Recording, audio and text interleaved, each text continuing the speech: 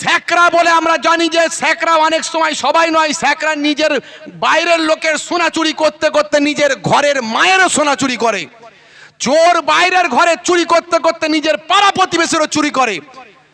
আমি আপনাদের বলবো, এই লড়াইটা কোনো হিন্দু ভাইদের বিরুদ্ধে নয়, কোনো খ্রিস্টান জৈন বৌদ্ধের বিরুদ্ধে নয়, বরং আপনারা দেখেছেন পার্লামেন্টে বিভিন্ন রাজনৈতিক দল, যে দলগুলোর ম্যাক্সিমাম এমপি এমএলএ এমপি যারা সবাই কিন্তু হিন্দু, তারা কিন্তু এই ওয়াকাফের জন্য তারা গলা ফাটিয়েছেন, আমাদের জন্য লড়াই করেছেন।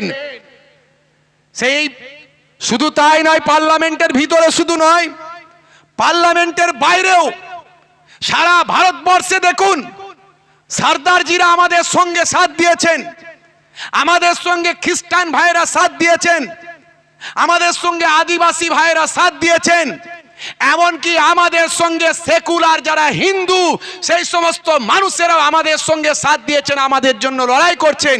তারা বলছেন এটা সংবিধানকে পাল্টে দেওয়ার চক্রান্ত হচ্ছে। আজকে এরা মুসলমানদের অধিকারের উপর আঘাত এনেছে, জানে মুসলমানদের যদি দমিয়ে দেওয়া যায়, মুসরে দেওয়া যায়, তাহলে আগামী দিন খ্রিস্টান পাঞ্জাবি এদেরকে দমাতে বেশি সময় লাগবে না।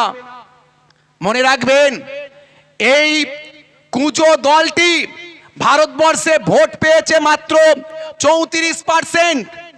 ভারতবর্ষে 34% ভোট পেয়ে এরা লোকসভায় গিয়ে রাজত্ব করছে, প্রধানমন্ত্রী নির্বাচন করেছে। কিন্তু মনে রাখতে হবে, এরা কুঁজো, অন্যের পায়ে ভর করে দাঁড়িয়ে আছে। 4 জনের পায়ে ভর করেছে, নীতিশ কুমার, চন্দ্রবাবু নাইডু থেকে শুরু করে এদের পায়ে ভর করে দাঁড়িয়ে আছে। এই গাদ্দারগুলো আমাদের সঙ্গে গাদ্দারি করেছে, সারা ভারতবর্ষের মুসলমানেদের চিনেছে। আগামী দিন এদেরকে মুক্তর জবাব দেওয়া হবে ইনশাআল্লাহ। আমি এটুকু বলতে পারি, এরা ক্ষমতায় এসেছে 34% ভোট নিয়ে, কিন্তু ভারতবর্ষের 66% মানুষ এদেরকে বয়কট করেছে। অতএব আমাদের ভয় পাওয়ার কিছু নাই। ভারতবর্ষের 66% মানুষ আমাদের সঙ্গে আছে, ওয়াকাফের সঙ্গে আছে।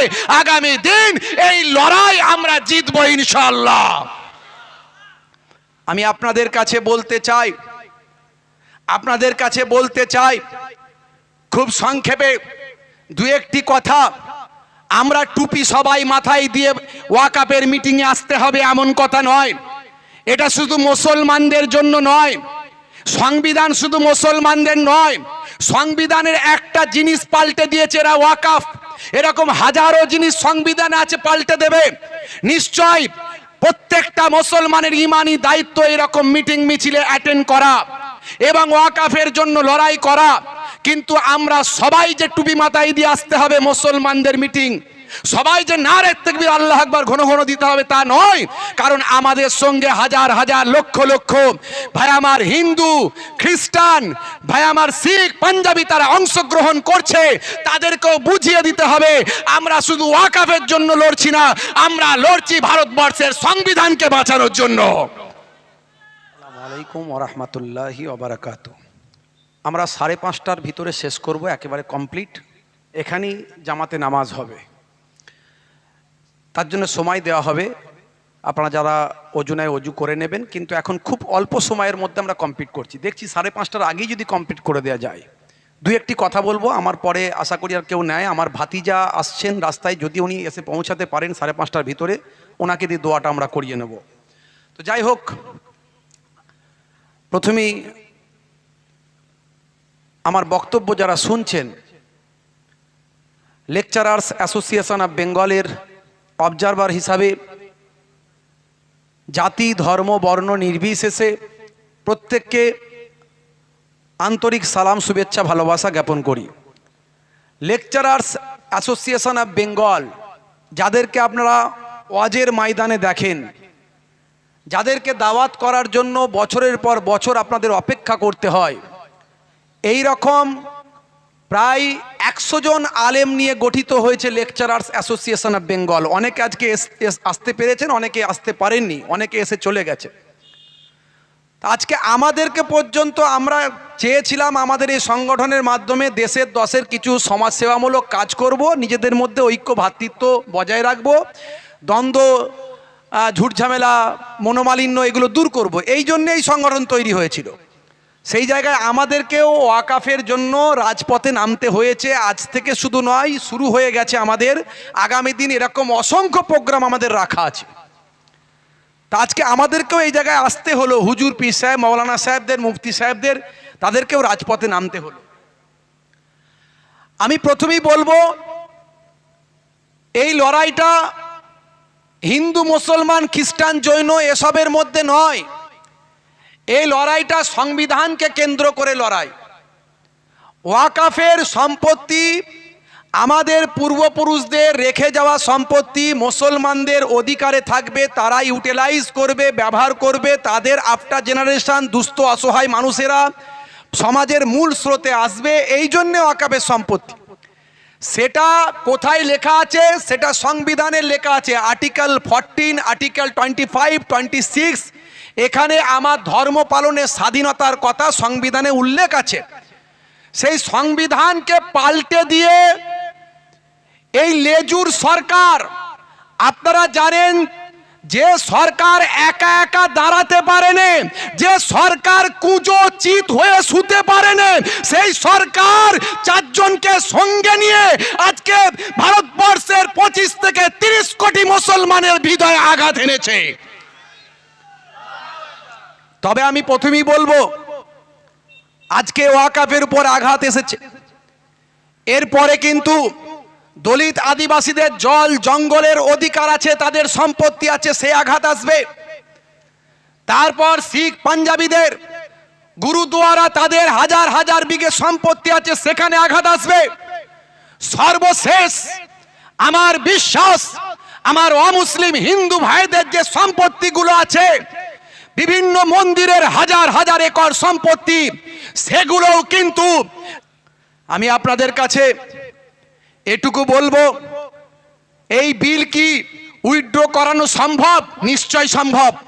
একটুকু বলে শেষ করছি, শুনে নিন, উঠবেন না, উঠবেন না, বুঝতে পারছি অনেকক্ষণ আপনারা ধৈর্য ধারণ করেছেন। এই বিল কি উইথড্র করানো সম্ভব? সম্ভব, সম্ভব। যদি আমরা সম্ভব করাতে পারি, মোদি সরকার কেন হাজারো মোদি মাথা নত করে এই বিল উইথড্র করতে বাধ্য হবে। সেই দিন খুব সামনে আসছে, যদি আমরা পারি। কারা কারা পারবেন হাত তুলে দেখার ইনশাআল্লাহ।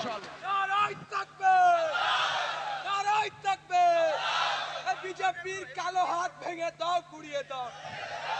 বিজেপির কালো কানুন মানছি না,